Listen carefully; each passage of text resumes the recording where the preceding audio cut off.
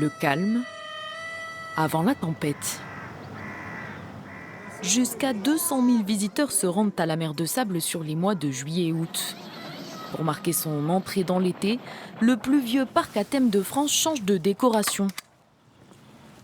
En fait, tu te mets à la place du visiteur. Quand on arrive de l'entrée, il faut que tout de suite on se dise « waouh ». En juin, le parc est ouvert chaque mercredi ainsi que les week-ends. Alors les équipes n'ont que 2 jours pour ajouter de la couleur à une ambiance Far West.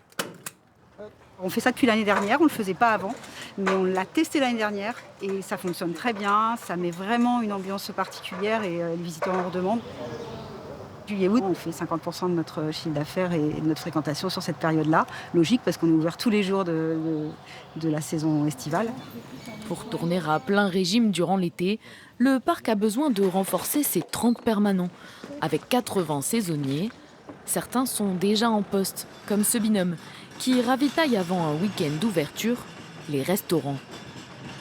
Tom, 23 ans, réalise sa 3e saison ici. C'est vraiment 2 mois où on est fatigué, on court partout, on fait des grosses journées. Mais même l'ambiance qu'il y a ici, c'est motivant, quoi. Même vous arrivez au parc le matin, il y a les enfants qui s'amusent, c'est vachement motivant pour la journée. La majorité des saisonniers est originaire de l'Oise ou du Val d'Oise, dans un rayon de 30 km autour du parc. C'est le cas de Laura, qui vient d'y décrocher un travail pour la première fois. Et je voulais retrouver quelque chose qui était autre, parce que moi je travaillais dans les bureaux avant et ça me plaisait plus et j'aime bien porter des choses et c'est vrai que le stock c'était l'endroit idéal. Et puis on bouge tout le temps, on fait plein de choses et moi ça aide. Si les vacances scolaires approchent, le recrutement est encore en cours.